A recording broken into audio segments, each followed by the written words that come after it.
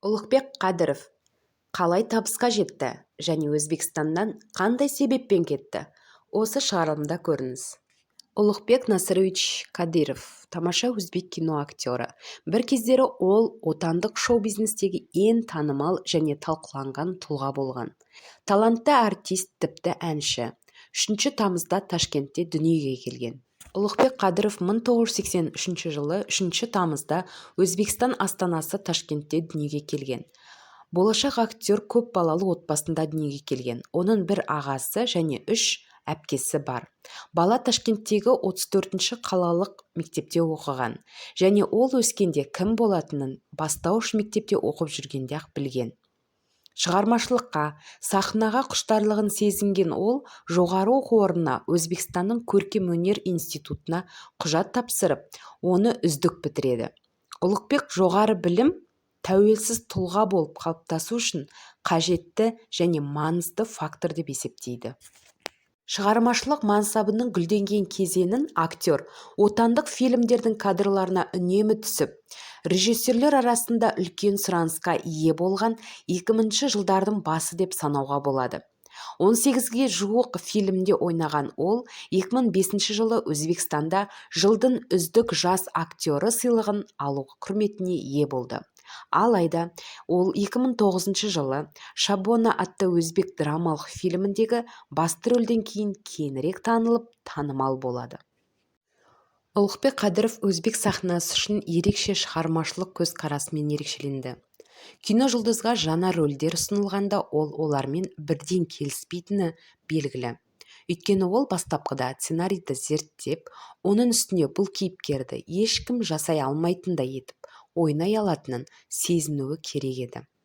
Сондай-ақ Қадыров ақша оның басты мақсаты емес екенін, ал кино эмоционалды тәжірибені шығару және оның ойларын шындыққа айналдыру мүмкіндігі екенін бірнеше рет атап өтті.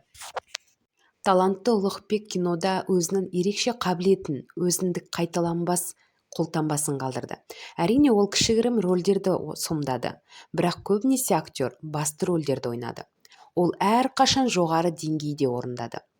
Ол өзбек орындаушысы Шахзодамен бірге Кемшілік, Фатима мен Зухра және О Мариям фильмдерінде бірнеше рөлдерді сомдаған. Атақты адамға ең үлкен атақ, даңқ әкелген фильмдердің бірі 2016 жылы шыққан Барон фильмі болды. Бұл фильм өзбек киносында жаңа беттер ашқан фильм ретінде танылды. Сондай-ақ 2005 жылы Әндіжанда болған оқиғаға арналған Сатқын фильмі Ұлықбекке үлкен бедел әкелді.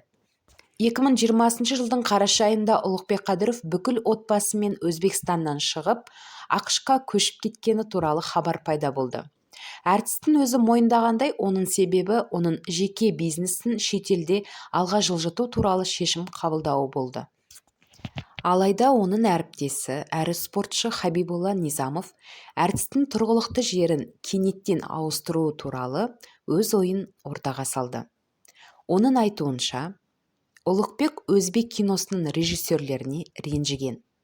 Көптеген көрермендер байқағандай, басты рөлдер шетелдік актерлерге өтіп, отандық актерлер қосалқы рөлдерді ала бастаған.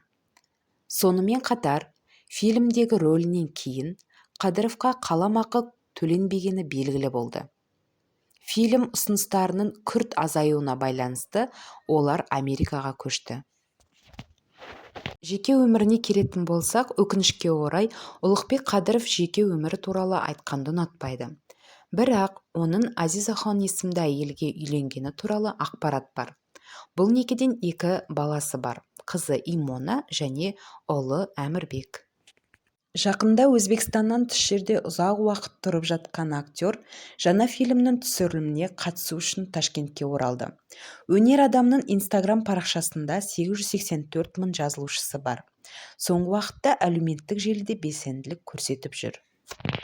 Жақында Қадыров жаттығу залынан бірнеше видео жариялап, жаңа жоба үшін денесін қаншалықты тер төгіп дайындап жатқанын көрсетті.